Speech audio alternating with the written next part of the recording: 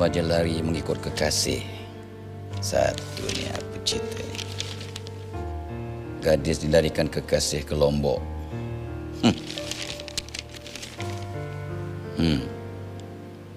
Gadis lari mengikut duda. Ni apa cerita sebenarnya?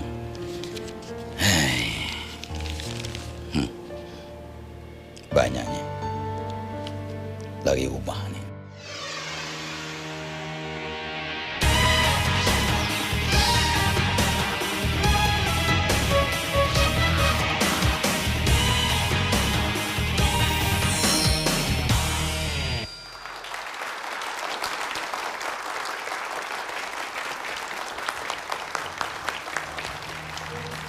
Assalamualaikum warahmatullahi wabarakatuh. Terima kasih, syukur, tahniah kepada tuan-tuan dan puan-puan saudara-saudari yang ada di studio dan ada di rumah. Terima kasih kerana sudi teman-teman dengan saya dalam program Selami Jiwa musim kedua. Mudah-mudahan kita akan cuba selami berbagai isu, ya, bukan untuk mencari kesalahan orang, tapi kita nak cari apa yang tak betul. Kita bincangkan untuk cari rumusannya. Dan pada episod kali ini kita akan membicarakan tentang orang tua memang tak faham. Kita nak ceritakan tentang apakah sebab dan punca ramai remaja yang lari dari rumah. So, kita selami jiwa, kita rawat rohani, perkasa peribadi.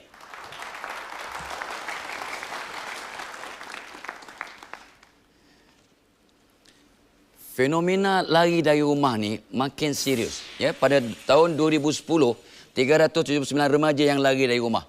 Ya, dan kebanyakan lagi antara 1-2 hari sampailah berbulan-bulan hingga bertahun. Ya, dan ini yang lagi ni daripada umur 12 tahun sampailah 18 tahun ke atas. So ini perkara yang amat serius yang membawa kesan yang amat negatif kepada yang punya diri, ya, pada mak bapak, pada masyarakat dan sebagainya. Dan untuk program ni saya akan berteman dengan dua orang, ya, tetamu khas. Yang pertamanya kita nak jemput, ya, seorang wanita, ya, yang sudi mengkongsi maklumat dan pengalamannya demi untuk memberi pengajaran dan teladan pada masyarakat. Kita jemput saudari Nadia Rahmat.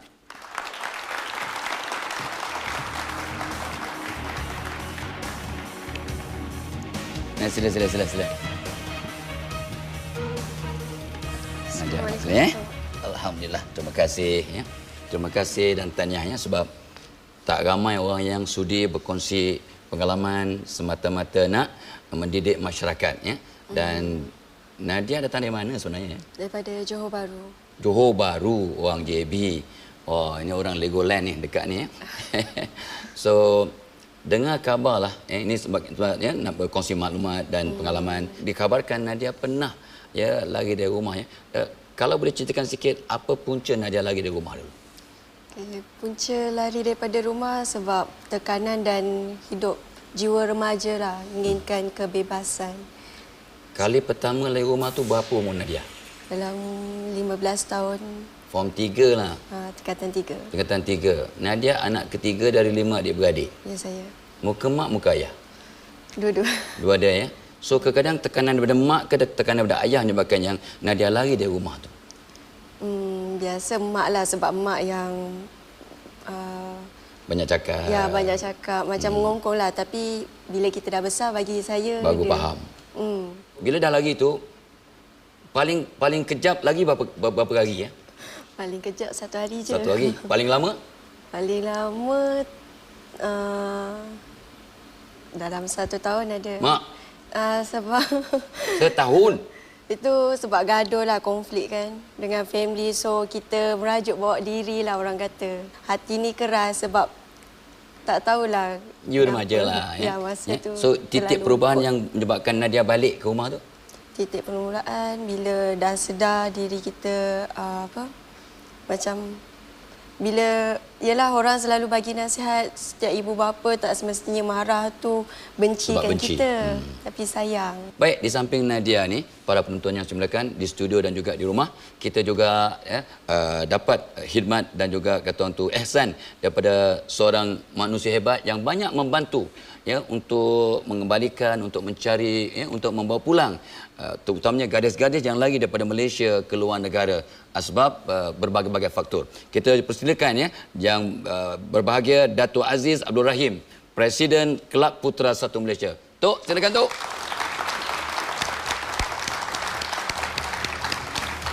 Assalamualaikum, Tok. Waalaikumsalam. Ngetuk. Allah Akbar. Tok.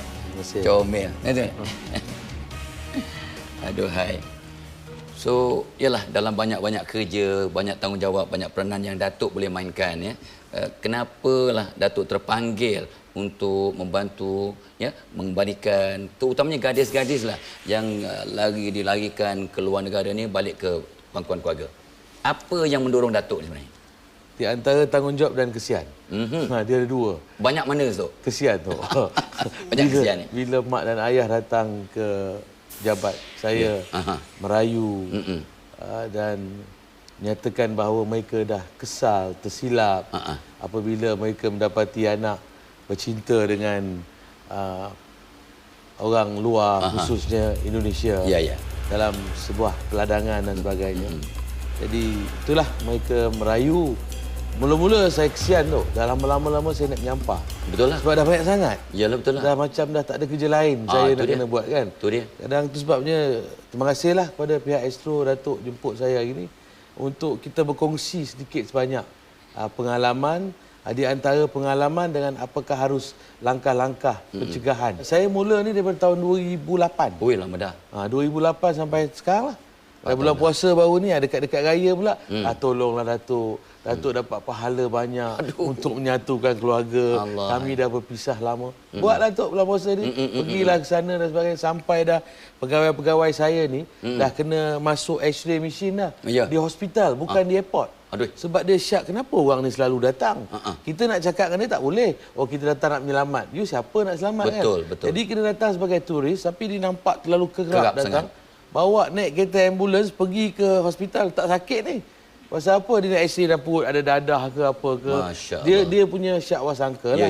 Tapi kita tak boleh salahkan penguatkuasa mereka. Mereka buat kerja dia. Jadi balik cerita yang ni tu, bila mana kita nak bantu ni dalam usaha ni, memang kita nak bantu. Saya menyatakan selalunya anak-anak gadis di bawah umur yang kita memberi peruntukan khas dan kita nak teliti betul-betul nak bantulah yang 15, 16, 17 ni. Saya nak kongsi sedikit pengalaman yang setahu saya. Gadis-gadis yang kita selamatkan kebanyakannya mak dan ayah dia dia orang ni duduk dalam kawasan peladangan, estate dan lazimnya pemuda daripada Lombok pakar dalam bidang estate ni. Bukan setakat ayat je power tu kerja dia pun pakar, dia pakar bidang pertanian. Sebab di sana pun tanam sayur je tu di Lombok ni. Jadi apa yang berlaku, dia datang bekerja di sini, lazimnya semua yang kami selamat ni 95% mak dan ayah ada gerai di hadapan rumah. Minta maaf lah tu. Saya nak kongsi satu pengalaman yang saya sebut tu secara kebetulan. Don't get me wrong Nama budak perempuan ni Fadila tu. Minta maaf Datuk. Tak ada ke kes lain yang sedap. Yang menarik kes ni tu. So Fazila ni dia duduk di kawasan Bagan Serai, Taiping. Mak dan ayah dia bekerja dalam peladangan. Habis SPM dia lari tu. Dia lari ke sana, semangat dia orang ni dahsyat tak dahsyat. She was there hardly 1 month. Saya dipahamkan black magic semua ni lah yang Datuk sebut tadi semua ada. Despite kita pergi sampai susah ni naik kapal terbang sampai. Bila sampai di situ, and then jumpalah budak ni. Sebelum mak dia saya dah jumpa lu. Fazila, hang nak balik kah? Dia ni kan orang Bagan Serai. Bagan Serai Utara cakap macam tu lah kan. Ndak, aku enggak mau pulang, dia kata. Astagfirullahalazim. Baru sebulan tu. Baru sebulan dia dah telur, dia dah jadi orang sana. Lepas tu the next day saya bawa mak dia pergi. Dia tak tahu yang mak dan ayah dia ikut saya ni. Next day dengan urusan polis dan bantuan masuk kampung tu pergi. Dia tengok mak dia terus peluk mak dia tu, menangis, meraung. Lepas tu hardly 20 minutes after that, Fazila mau nak balik tak? Iya, aku kepingin mau ke pulang. Aduh, dengan mak. Bila depan mak dia. So these are the baik, ni cerita Datuk Aziz seronok, kita akan sambung sebentar lagi. Jangan ke mana-mana, kita akan sambung perbincangan kita. Dan ingat, selami jiwa, kata rawat rohani, perkasa peribadi. Jumpa lagi sebelah ni, insya-Allah. Orang tua ni kata, berlari kau, pergi dari rumah ni. Bergambus kau. You dah tahu sekarang.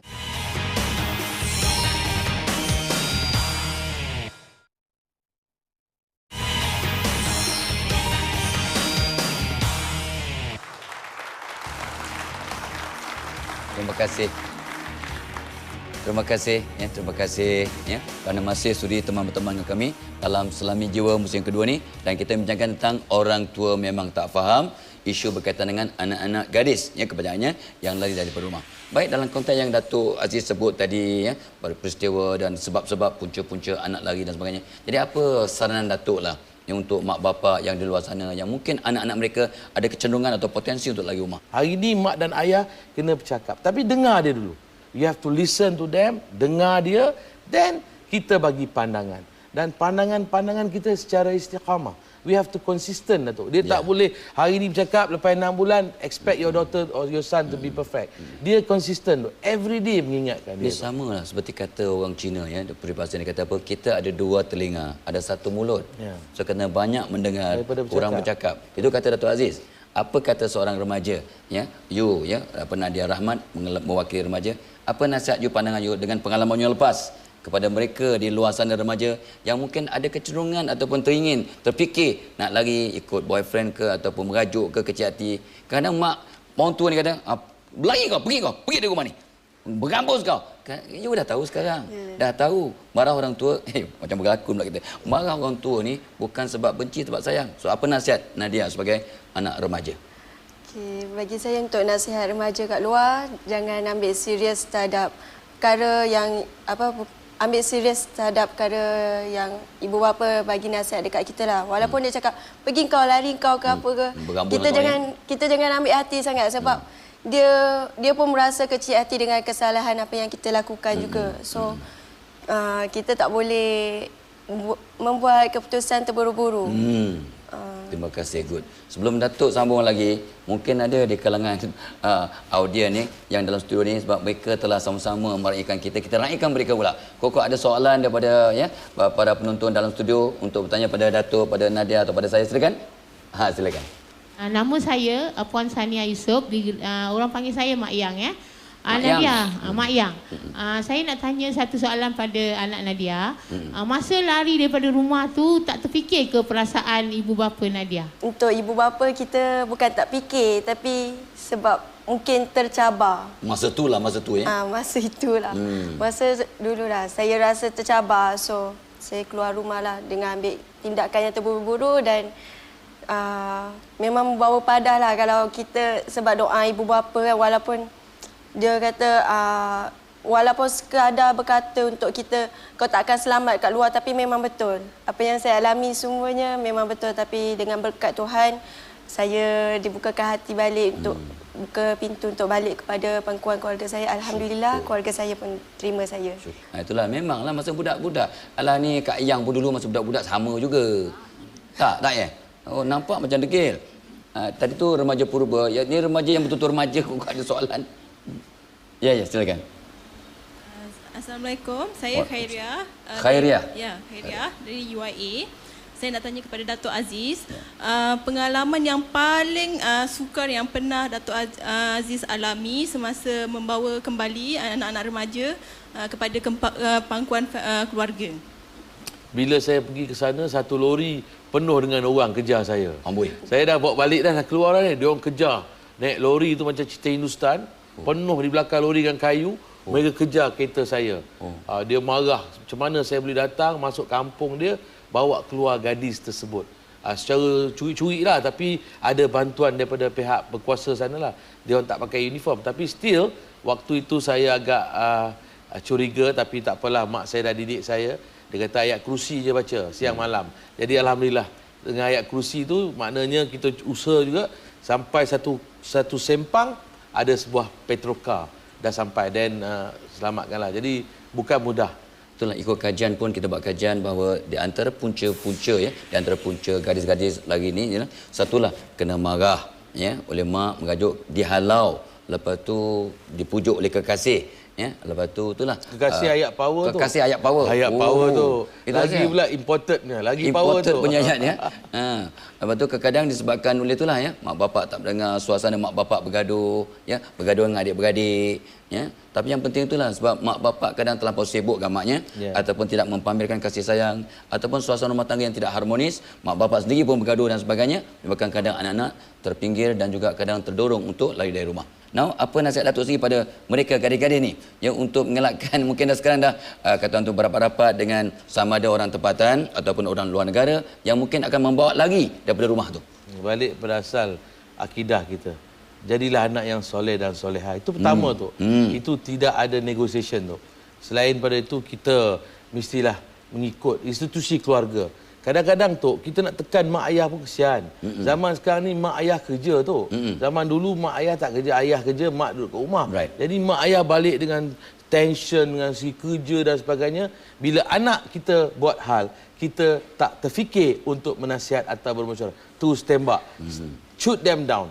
Tell them off. Itu yang jadi spark tu. Jadi untuk anak-anak saya nasihatkan, kita juga kena kesian pada ibu dan ayah kita. Mereka keluar untuk mencari sesuap nasi untuk kita.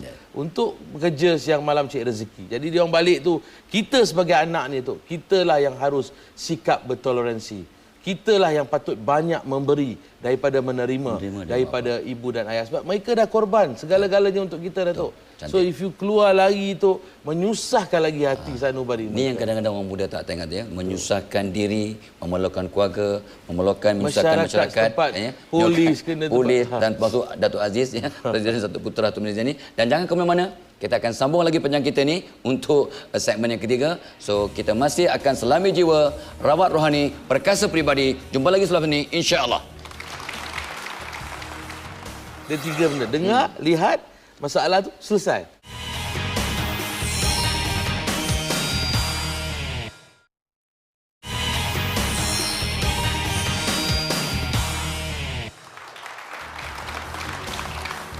Alhamdulillah. Terima kasih. Kita di segmen yang terakhir Selami Jiwa musim kedua ni, episod orang tua memang tak faham ya. Ni kes anak-anak yang lahir di rumah mungkin sebab mak bapak tak faham. Mungkin ada kata orang tu hubungan yang tidak cantik antara mak bapak dan anak. Kita telah banyak bincang tadi dan kita nak mungkin memanggil ataupun meminta satu soalan lagi daripada audiens sebab kita nak meraihkan audiens yang ramai ni. Kau ada soalan kepada ahli panel kita. Silakan. Ya, silakan. Bismillahirrahmanirrahim. Assalamualaikum warahmatullahi wabarakatuh. Waalaikumsalam. Saya Najihah daripada UIA. Saya ingin bertanyakan soalan kepada saudari Nadia. Apakah ikhtiar yang saudari Nadia dah lakukan untuk mengimbangi apa kesilapan yang saudari pernah lakukan dahulu? Sekian, terima kasih. Memang keluarga akan step by step lah, macam susah juga untuk menerima kita dengan keadaan diri kita yang tak seimbang. Macam tiba-tiba kita terbuka hati, macam parents pun sendiri pelik kan, biar betul budak ni betul ke dah berubah. So kita tunjukkan yang betul-betul yang kita ni dah berubah, kita bekerja tolong dia, kita memahami perasaan sebagai ibu bapa kita yang penat lelah bekerja dan membesarkan kita, walaupun dia banyak membebel tapi banyak pedoman untuk diri kita. Saya lupa tadi ya, untuk mereka bertanya Najihah tadi ya. Oh, kita ada hadiah istimewa untuk yang bertanya tahu. Ya, kita ada hadiah untuk yang bertanya, hadiah daripada One Drop Perfume. Silakan. Tu dia ya, wangi lepas ni. Dalam untuk menangani masalah anak lari dari rumah supaya orang tua lebih faham ya. Pertama, kita kena bentuk suasana rumah tangga yang lebih harmonis. Itu yang saya dapat tangkap daripada apa yang Datuk Aziz sebut dan apa yang Nadia alami sebagai seorang anak yang kadang kecil hati. So, mak bapak di luar sana termasuk saya yang bercakap, kita kena bentuk suasana rumah tangga yang penuh kasih sayang. Kata Datuk Aziz tadi, banyak mendengar, jangan asyik cakap saja. Budak-budak sekarang jauh lebih hebat dari mak bapaknya kadang-kadang. Ya? Padahal banyak hal mereka tahu. Yang mereka dengan berfacebooknya, Twitternya, dengan blognya, dengan macam-macam sumber maklumat, mereka jauh lebih hebat. So, mak bapak kena dengari mereka. Kata Nabi, bila itu Pak Datuk sebut tadi, mereka yang terlibat ni umur 15, 16, 17. Dan apa kata Nabi? Anak-anak yang umur 15 hingga 21 tahun, didiklah mereka dengan cara berkawan. Jadi mak bapak termasuk saya yang dah teruna purba ni kena berkawan dengan Datuk. Kira okey Tok jawab still okey. Ya, you still teruna remaja. Kami ni dah purba tu. Kena belajar berkawan dengan anak-anak. Ya, artinya jangan marah-marah. Nadia punya concern tadi. Jangan marah-marah, jangan bentak-bentak, jangan halau-halau. Sebab budak-budak sekarang kalau dia halau, dia dengar. Yang budak remaja pun bukanlah bongok, tapi macam-macam bongok. Bukanlah bongok, kan marah pula.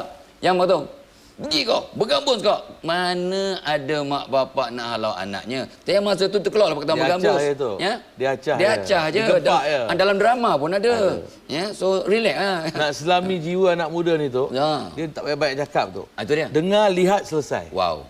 Dia 3 benda. Dengar, lihat, masalah tu selesai. Itu yang sepatutnya bukan kita banyak bercakap pada mereka. Betul. Kan? Itu betul. yang jadi masalah tu. Pesan ulama pada kita, bacalah surah Ibrahim ayat 40 supaya diri dan keluarga jaga solat, mudah-mudahan anak-anak akan terhindar daripada dari rumah. Ya, disebut dalam Quran surah Ibrahim ayat 40, Rabbi ja'alni muqimas salati wa min zurriyati Rabbana wa taqabbal du'a. Ya Allah, jadikanlah aku orang jaga solatku, begitu juga dengan zuriatku. Jadi kalau zuriat kita ni jaga solat, ya, as-salatu imaduddin, inna salatu tanha 'anil fahsya'i wal munkar. Insya-Allah lah dengan solat yang dilakukan akan terhindar perkara-perkara yang tak elok, termasuk lari dari rumah yang Datuk Aziz sebut, menyusahkan remaja, orang sekitar, ya, pemimpin masyarakat, mak bapak apatah lagi, ya. Itu dia kena ingat.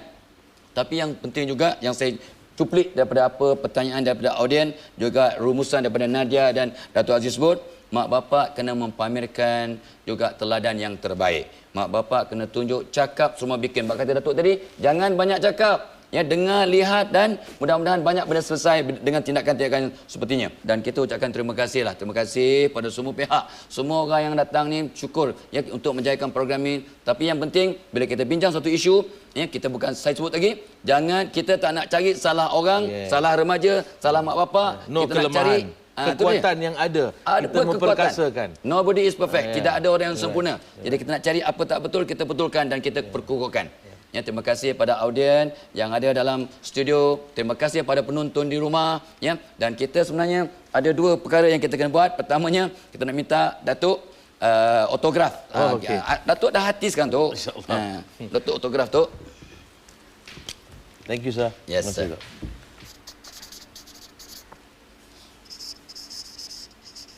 Tu dia. Memang orang kalau baik memang tanda tangannya pun cantik ya. Sudut Datuk dan Nadia, kita ada oleh-oleh sikit daripada Little Trees. Wah, ini bagus ni. Hadiah tu. Terima kasih tu. Terima kasih tu. Ya, terima kasih banyak-banyak ya. Ya. Insya-Allah.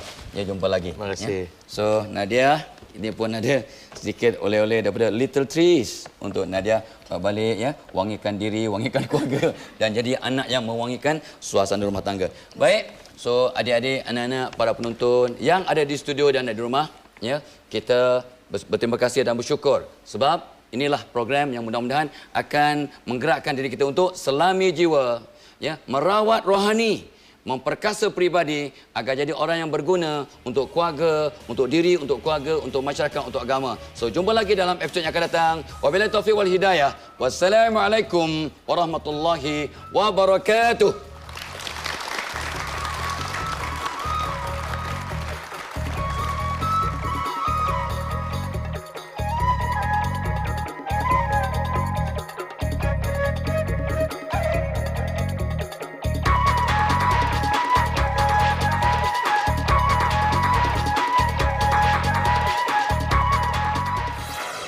Mak bapak eratkan kasih sayang